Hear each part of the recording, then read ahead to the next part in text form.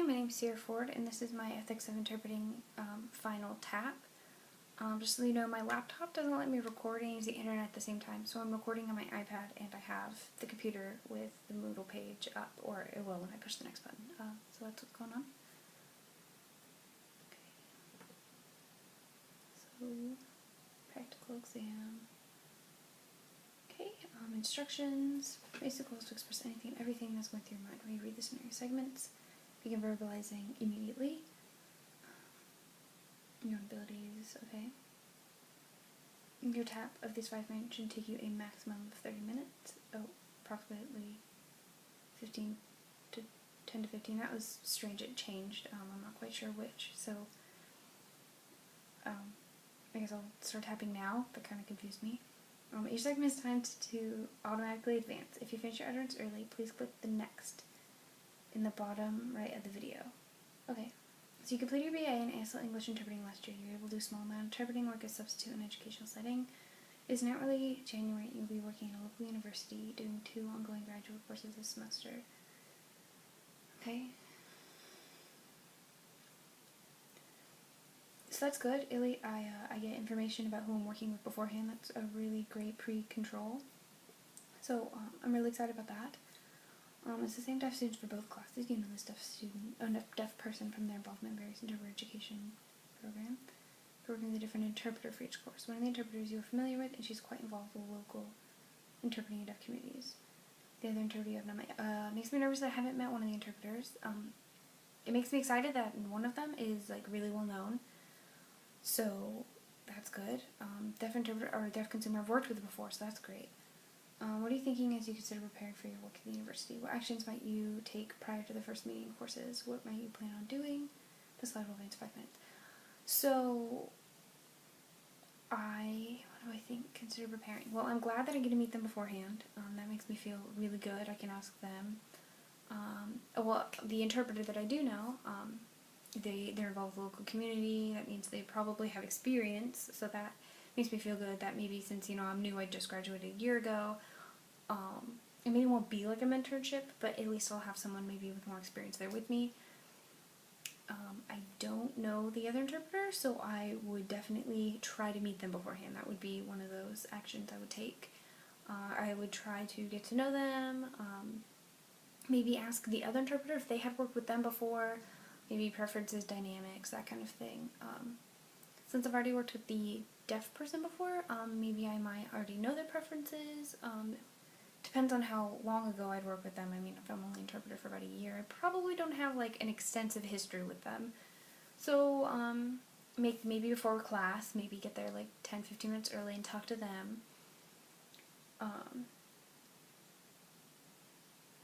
During my first sessions, I feel like I would just kind of try a bunch of different styles. I would probably take mental notes on the other interpreters and what they do, and like see maybe they have 2 different styles that maybe aren't mine, so I could kind of like pick and choose different things from what they do to kind of make my own style that I feel would work best in this situation. So I feel like I would just try to get to know everyone involved. I assume since I'm interpreting for a term, like I will get to know them, so it's a long-term kind of thing. It's not just a one event. So I would get to know them, get to know their preferences, depending on the class. Not depending on the class. I would go and try to contact the professor and see if there's any, work I need, or sorry, the next button popped up and it really distracted me, I'm sorry. I would talk to the professor and see if maybe there's like paperwork I need, like notes I need to get up beforehand, if there are PowerPoints that maybe are available, or if there's going to be videos, just kind of like, are there any terms that I should know as an interpreter that might prepare me so I'm not as like stuck when, something is said or an acronym is said and I don't know. So basically I would prep a lot, because I feel like that would make me feel better in that situation, because I feel like I'm a prepper. Like I need to know what's going on before I go in. So, yeah, I'm gonna push the next button, so let's see how that goes, if it works. Okay, segment number 2. Last night you had a successful and supportive experience working with the interpreter whom you already knew. Teaming went smoothly, and the deaf student seemed satisfied with the work and the fact that you'll be one of the interpreters this semester. That makes me feel good. I feel really great. Did I hear this from the other interpreter, or like did the deaf student like come up to me and like tell me like, you know, you're doing really well? So I'm excited. That makes me feel good. I'm kind of like my little interpreter feelings are better. It says, okay, here just changed. Tonight you were interpreting for another class. Prior to arriving the night, you found out some basic background information about your team interpreter, Lisa. You will be working for tonight from the interpreter coordinator and the team interpreter from last night. She's been interpreting for 20 plus years, has deaf parents, and never went through formal training. She works full-time in another job that is unrelated to interpreting or the deaf community. She works part-time at the university interpreting one evening course per semester. What are you thinking? What will you say? I'm really impressed that, I mean, she has that much experience. She's a coda, so I'm kind of feeling like starstruck. Like, I feel like I'd be really nervous to talk to Lisa and to approach her because I'd be so new. So I'd probably look up to her. It's interesting that she didn't go through any formal training, but I mean, she's like 20 plus years, obviously. She's doing something right because she keeps getting hired for 20 plus years. I'm kind of curious about what her other full-time job is that is unrelated to interpreting, just probably out of pure curiosity. Or maybe her job that has nothing to do with interpreting has something to do with the class topic, so maybe she'll be really knowledgeable in that subject. So I'd really want to get to know Lisa. I'd probably say hi. I'd be really nervous. I'd probably tell her that I'm new and that I'll be really dependent on the team, and I just want to let her know that. Maybe she's done this class before. She works part-time at the university interpreting one evening course per semester, so maybe this is the same, maybe it's new for her too. So I just kind of want to know where she is and let her know where I am. And hopefully we can do the best team that we can. So I'm going to push next again. Your first opportunity to meet her and talk with her was about 10 minutes before the course. You both introduced yourself, and she was telling you how exhausted she was for a long day, and all the way here was all she could think about was how she could go home. That makes me nervous. That means that, I mean, like, I kind of had this vision that I could go to Lisa and be like, so I'm new, could you, like, help me out? And she's exhausted, and so she's almost kind of like, I hope you do most of the work. So that makes me really nervous. I would still probably tell her that I'm new, and I'm just letting her know that, like, I can't change that I'm new. I can't, like, make experience happen, just because she's tired. Oh, that sounded, I'd probably ask her what her day was, like, what she did. I'm really curious, like, why was her day long? Like, maybe I could kind of, like, talk to her, do some, like, pre-assignment venting, like, maybe I had more time to prep than she did, so I could maybe catch her up on what I was doing. Maybe I have papers from the professor that she doesn't, so, like, get her up to speed, make sure we're both on the same page. I'm still really nervous, though, that she's not in it. She's tired, she's probably distracted, so I feel like I'd be really on edge. I'd be really worried that she would, not mess up, but maybe she would want to, team out faster, is that the right word? That she would want me to be more of the interpreter and she would be the observer for most of the time, and we'd switch, but her time would be shorter than mine.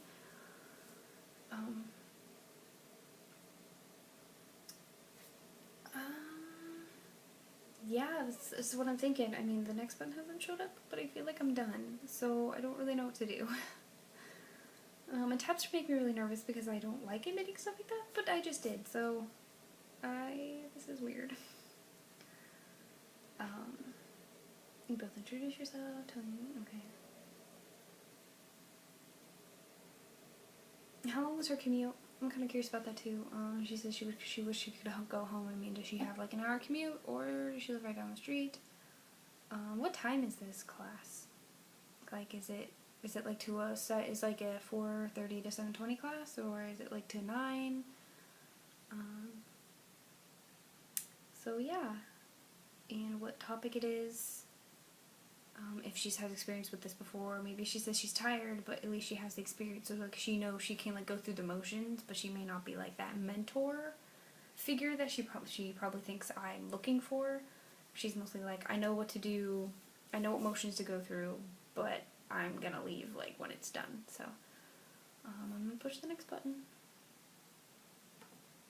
Segment 3. You started trying to steer the conversation politely to discussing strategies for teaming so that you could get a feel for how she works with a co-interpreter, and so you could share your preferences and needs.